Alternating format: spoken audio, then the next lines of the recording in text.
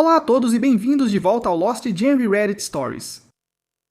Este post é do subreddit Relationships e foi feito pela usuária QDPetute353, 31 anos, mulher. Meu noivo, 33 anos, forjou nosso casamento inteiro e cancelou uma semana antes.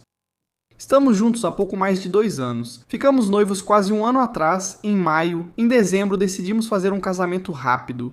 Desde o início do nosso relacionamento, sempre ficou claro que não queríamos um noivado longo e estávamos alinhados nisso. Ele já foi casado antes.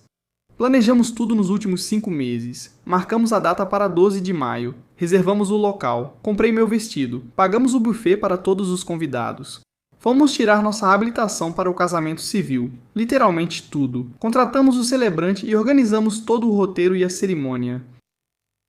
Ontem, uma semana antes do casamento, ele cancelou tudo e revelou que nenhum membro da família dele viria. Os pais dele disseram não apoiaram e ele na verdade não enviou os convites para mais ninguém. Ele mentiu para mim durante meses sobre eles virem. Organizamos o plano de assentos, falamos sobre isso na cerimônia e reservamos quartos para todos. Tudo isso foi com o dinheiro dele e do meu pai, mas principalmente dele. O motivo dele ter desistido é porque sente que não pode ser ele mesmo. Ele é super evitativo, quer agradar todo mundo. Venho de uma família que conversa sobre tudo. Ele queria mudar certos aspectos do nosso relacionamento. Sempre trabalhamos a comunicação no nosso relacionamento desde o início. E mudei bastante para facilitar que ele trouxesse assuntos e conversasse comigo. Acontece que eu estava fazendo isso errado. Basicamente, nós concordamos mutuamente em criar um espaço seguro sempre que um de nós precisasse conversar, até mesmo usando uma palavra ou algum tipo de sinal que qualquer um de nós entenderia. Tipo, eu preciso de um espaço seguro. E ele usou isso várias vezes para ganhar confiança ao conversar. Mas acontece que essas estruturas, em primeiro lugar, são o que o intimidam e tornam a conversa mais difícil ou parecem uma barreira. Eu entendi totalmente, mas fiquei tão confuso e angustiado por ele não ter me contado isso antes. Por meses, ele me viu criar nossa playlist de casamento. Até mesmo na manhã de ontem, ele comprou mais uma coisa para o casamento, só para me dar essa notícia mais tarde no mesmo dia. Conversamos sobre a comunicação no nosso relacionamento e eu fui muito calmo, sendo sério, aberto e gentil. Ele estava aliviado e não percebeu que eu seria compreensivo. Não faço ideia do porquê, porque eu mudei várias coisas por ele quando ele mencionou, e repetidamente fiz disso meu objetivo, me adaptar. Ele reconheceu isso e parecia ter tirado um peso das costas. Mas, por ter deixado passar tanto tempo, ele não tinha certeza se seus pais ou família ainda poderiam ser convencidos a vir. Eu fiquei muito confuso sobre o motivo de eles serem contra, já que temos um ótimo relacionamento com todos eles. Aparentemente, eles perceberam que ele não estava agindo totalmente normal. Ele já foi casado antes, e aparentemente ambos eram muito evitativos, então eles nunca ouviram considerar ou se preocupar com as necessidades de uma parceira. É verdade que às vezes ele exagerava, talvez parecesse que se preocupava demais comigo, mas para eles simplesmente dizerem, não, nós não apoiamos isso. Já moramos juntos há 2 anos e já passamos por muitos momentos importantes em família. Fiquei grávida de um filho dele, mas sofri um aborto espontâneo. Eles me apoiaram nesse momento. Ele disse que iria falar com eles o mais rápido possível, já que agora se sente muito melhor em conversar comigo. Ele foi ontem à noite e voltou horas depois, balançando a cabeça e dizendo que os pais não concordam nem acreditam que ele está feliz. Eles não tinham nada a dizer sobre a grande traição dele contra mim e minha família, que já reservou e planejou vir de vários países diferentes. Eu perguntei para ele se ele realmente quer ficar comigo, se ele está feliz. Ele disse que sim, que pode estar feliz, e também sentir que as coisas podem melhorar. Ele disse que não está cancelado, está adiado, mas no fim das contas ele não pode se casar sem a aprovação deles, minha cabeça está a mil. Nossa, OP, isso não é só uma quebra de confiança ou algo assim, isso é uma traição absoluta. E me desculpe, mas ele é um homem de 30 anos que não pode se casar porque a mãe e o pai dele disseram não. Eu não sei se isso é uma questão cultural ou não, mas falando sério, se ele quisesse se casar com você, ele faria o que fosse preciso para se casar com você. Ele armou toda essa farsa, gastou o próprio dinheiro e o do seu pai, e uma semana antes do casamento diz, não vai acontecer, meus pais disseram não faz tempo, eu só menti para você por meses. Sua família gastou com passagens e tudo mais, mas dane-se eles, né? Ô Pi, isso é uma coisa horrível de passar, mas você realmente quer tentar passar o resto da sua vida com alguém que não consegue se libertar do controle dos pais? É realmente uma droga, mas talvez esse seja o momento certo para sair dessa. E o que vocês acham? Me contem nos comentários e agora vamos conferir os comentários da comunidade. Significant Bee de 2705 diz que tem algo estranho aqui. Essa pessoa não serve para casar. Ele tem mentido para você por algum motivo. Você precisa se afastar dessa situação tóxica. Quem sabe o que os pais dele realmente pensam ou por quê? Pretty Dead Girl diz: eu também não apoio o seu casamento. Vocês dois não conseguiram se comunicar livremente durante os 2 anos de relacionamento. Isso não te preocupa? IOP diz: achei que estávamos. Ele só revelou que escondia coisas uma semana antes do casamento. Obviamente, eu não quero me casar se ele não se sentir bem com isso, mas eu simplesmente não sei como posso me recuperar disso. Eu disse a eles que se ele tivesse me contado meses atrás, eu teria ficado de boa em adiar, cancelar ou simplesmente não ter casamento. O fato dele ter traído a mim e minha família faz com que eu só consiga pensar que casamento e relacionamento desmoronaram diante de mim. E estou surtando. Soft Shoulder 313 diz: você está se esforçando ao máximo para melhorar por ele, e ele não está fazendo nada além de mentir para você. Garota, se você precisa mudar tanto por uma pessoa, vocês não são compatíveis. Ele precisa de terapia, não de um relacionamento. Vá se reencontrar. Pain the Pitzauber diz: não consigo entender como você pode perdoar tão facilmente uma traição e humilhação tão grandes e é você quem está com medo de ele terminar o relacionamento. Garota, tenha um pouco de amor próprio. Um homem que consegue mentir para você durante meses sobre algo tão grave não é o homem certo para você. Procure terapia e siga em frente. E um tal de hahaha diz: sinceramente não vejo nada que valha a pena salvar aqui. Como você ainda não detonou esse babaca? Informações adicionais dos comentários do autor. Estou devastado. Tirando a questão do casamento, ele age de forma muito carinhosa comigo. Ele é atencioso e cuidadoso. Quero dizer, quase tudo foi financiado por ele. Estou muito confuso. Uma parte de mim ainda está em choque, mas outra parte de mim também tem medo de que, na verdade, seja eu e que a culpa seja minha por ter estragado tudo desse jeito. Porque eu não consigo entender como alguém que ama pode fazer isso comigo. Ele me levou à França e pediu minha mão em um jardim de rosas, com fotógrafo e violinista. Ele foi e realmente pediu ao meu pai a minha mão em casamento. Literalmente ninguém na minha família pensaria que ele não era sério ou genuíno comigo. Estando na casa dos 30 anos, nós dois tínhamos a ideia de não querer perder tempo na vida, mas nunca pareceu algo forçado ou artificial. Eu realmente não sei o que pensar. Estou de coração partido e ainda preciso contar ao meu pai, meu irmão e avisar toda a família hoje para não virem, enfrentando essa humilhação. Eu não sei o que isso significa e se ele também vai terminar o nosso relacionamento. Eu entendo que cada um tem seu jeito de se comunicar e que certas coisas são difíceis de dizer, mas mentir para mim por meses enquanto gastava dinheiro nisso faz com que eu não saiba como confiar nele novamente. E também, eu não sei como me sentir sobre ele só querer se comprometer se a família dele aprovar. Preferia que ele tivesse contado antes, em vez de mentir e deixar minha família fazer reservas e gastar dinheiro com isso. Bem, a comunidade concorda que não tem como salvar isso. Ele mentiu pra ela, traiu ela e ela sabe disso, então ela deveria simplesmente deixar pra lá. Agora, a atualização da pessoa que fez o post foi compartilhada nos comentários e reuni tudo o que pude. Vamos lá. Quando nos encontramos 3 meses depois, minha mãe faleceu de forma inesperada. Foi uma dor e um choque inexplicáveis, já que eu morava com ela. Isso mudou toda a minha vida. Meu parceiro esteve ao meu lado. Esse foi o motivo de acabarmos morando juntos tão cedo, porque eu passava mais tempo na casa dele e ele esteve ao meu lado durante tudo isso. Mesmo durante o luto, eu trabalhei, me mantive firme, conheci a família dele, agi como parte da família, fiz tudo certo. Dizem que a pessoa com quem você deve ficar é aquela que estará ao seu lado nos momentos difíceis. Ele foi essa pessoa de uma forma genuína. Conheci a família dele e passei muitos dias com eles, até mesmo em viagens de família, como no aniversário de 60 anos da mãe dele, quando a irmã dele veio da Austrália e todos nós viajamos juntos. Aniversário da sobrinha, viagem para ver o irmão, várias coisas assim. Mas sim, me sinto idiota por não ter falado com a família dele sobre o casamento nos últimos 5 meses. Eles já sabiam que estávamos planejando antes mesmo de definirmos datas e locais. Eu conversava com eles pessoalmente sobre o tipo de local que eu estava procurando e a mãe dele parecia animada em saber. Depois conversamos de novo. Eu mal dormi e ele admitiu que na verdade não é sobre a família dele. é que ele não se sentia feliz e não sabia como me dizer isso. A família dele percebeu que ele estava escondendo alguma coisa. Na verdade, ele não precisa da aprovação deles, mas a conversa esclareceu tudo para ele. Perguntei se, mesmo feliz com o nosso relacionamento, ele precisaria da aprovação deles. Ele disse que não, pois teria certeza por si só. Eu disse, então não é sobre eles, é sobre você. Você que não quer isso e não consegue assumir? Ele disse, claro, eu perguntei de novo porque ele não podia simplesmente me dizer. Ele disse que temia que qualquer dúvida sobre o casamento me fizesse deixá-lo e tudo desse errado. Eu disse, então se você pode mentir sobre algo tão grande, como eu vou saber que você não vai continuar mentindo? Se algo não estiver certo, que você não vai simplesmente esconder.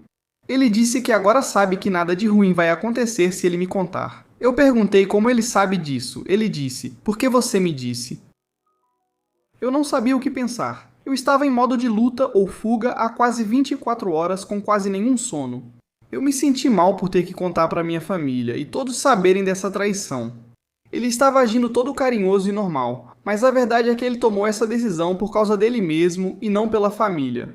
Mas é verdade que ele tem dificuldade em ser autêntico comigo, com a família e com todos. Achou que poderia consertar tudo e adiou me contar, o que é um grande eufemismo. Mentiu na esperança de agradar a família e evitar as consequências de eu descobrir e ficar arrasado. E nesse meio tempo percebi que a hesitação dele em agir vem de um lugar mais profundo, não de se sentir pronto ou capaz de ser ele mesmo. Então decidi que queria ir para casa, pois não me sentia seguro estando na mesma casa que ele. Deixei claro, ao sair para ir para a casa da minha família, que isso não tem a ver com casamento, está faltando algo fundamental em um relacionamento. A capacidade dele de ser honesto, não só comigo, mas com qualquer pessoa. Eu disse que nosso relacionamento está morto. Agora, a questão é se há alguma esperança de reconstruir a segurança ou a confiança para mim mesmo. E essa é uma pergunta tão grande que não consigo responder agora. Tudo o que eu preciso fazer agora é ir embora. Considerando tudo, sou muito grato por ter um lar longe dele. E quanto mais eu penso sobre o casamento, mais eu percebo o quanto isso pode ser prejudicial para a pessoa errada. Não sei o que eu estava pensando de verdade. Acho que muitos dos comentários aqui destacaram que algo dentro de mim precisava tanto de segurança que eu não dei tempo suficiente para realmente pensar se era isso que eu queria em um parceiro. Eu achava que casamento era segurança, especialmente com a pessoa que você ama, mas por todos esses comentários eu percebo que casamento não é segurança. Nada fica seguro de uma hora para outra. Você pode se vincular legalmente a alguém que não te faz sentir seguro. Acho que isso me fez perceber que eu realmente preciso me priorizar. Mas ao mesmo tempo, estou apenas aliviado por me sentir seguro. Muito aliviado. Vou focar nisso por enquanto. Obrigado a todos. Bem, OP, acho que você está definitivamente tomando a decisão certa. Quero dizer, sim, esse cara, seja qual for o problema dele, ele precisa resolver isso. O que ele fez envolveu muita gente no drama dele sem necessidade. Fico feliz que você esteja seguro e cercado de pessoas que te amam. Desejo o melhor para você no futuro, OP. Obrigado por compartilhar e se cuide. Agora vamos passar para o próximo post, que além de levantar o astral, também tem uma atualização. Este post é do subreddit Malicious Compliance e foi feito pelo usuário Adrian Tumbeneres. Vou explicar de um jeito que qualquer pessoa, mesmo sem conhecimento, possa entender. Certo. Trabalhei em uma ONG que me contratou para realizar o que consideravam uma tarefa impossível. Alcançar e conseguir o apoio de vários grupos que são notoriamente difíceis de recrutar. Era um ponto bastante crítico, com mais de 1.200.000 em financiamento dependendo disso. Não querendo me gabar, mas isso é algo em que realmente sou especialista, um dos poucos no meu país. Eu comecei a trabalhar e usei alguns métodos bastante pouco ortodoxos. Inicialmente, a diretoria parecia estar de acordo, já que isso se mostrou extremamente eficaz. Em 8 meses, a organização passou de irrelevante, na melhor das hipóteses, para ter um pequeno exército de voluntários, grupos ativos e embaixadores engajados, além de ganhar a reputação de ser o nome mais radical e interessante da cena. Esse sucesso ocorreu porque eu estava lá para compensar a irrelevância da organização. Sem mudanças profundas, isso é o máximo que vão alcançar. Exceto que ninguém parecia muito interessado em implementar mudanças mais profundas. Na verdade, eles começaram a fazer coisas cada vez mais problemáticas, tipo comentários racistas em público por parte dos funcionários, tornando cada vez mais difícil manter o apoio. Eu continuei alertando que isso não iria acabar bem, e em algum momento isso e meus métodos pouco convencionais irritaram tanto a diretoria que eles decidiram me demitir. Eu apontei para o meu gerente que, se eles não quiserem perder todo o trabalho, vão pelo menos ter que contratar alguém com experiência semelhante, o que vai ser muito difícil de fazer. Ainda são raros os especialistas nisso. Em resposta, meu gerente exigiu que eu escrevesse um documento para o meu futuro substituto e, especificamente, que eu fizesse de forma que uma pessoa sem absolutamente nenhum conhecimento prévio pudesse entender. Conhecimento zero, é certo. Eu me sentei e escrevi um documento extenso que incluía nada além das informações mais óbvias, básicas e ofensivamente inúteis. Não, você não pode chamar as pessoas de termos pejorativos. Não, nem mesmo quando presentes. Escrevi como se fosse para uma criança da terceira série. Se contratarem alguém competente, não precisarão desse documento. Se for alguém sem noção, talvez consigam entender. Terminei meu trabalho lá, mas continuei em contato com alguns dos meus antigos colegas. 2 meses depois, metade dos voluntários que recrutei desistiu. As mais de 200 pessoas envolvidas em um dos projetos principais simplesmente pararam de aparecer. A rede de assistência parou de responder completamente. Tentaram continuar um dos outros projetos de longa duração, mas como não sabiam como ou por que ele funcionava, fracassaram de forma espetacular e o projeto parou depois de mais uma sessão. A arrecadação anual de fundos que eu comecei deixou de ter qualquer relevância quando tentaram copiá-la, e apenas 7 pessoas apareceram. 3 dos grupos decidiram sair e operar sob outra entidade, depois de também tornarem público que a administração era alheia à realidade e abusiva. Até o momento. Parece que eles também perderam o financiamento de 1.200.000. Eles quiseram o documento assim e foi o que conseguiram. Sabemos que não termina aqui, então vamos à atualização para ver o desfecho. Há cerca de 1 ano, escrevi uma postagem sobre como meu antigo chefe me demitiu por eu ter sido denunciante, citando meus métodos muito comprovados e pouco ortodoxos, entre outras alegações falsas.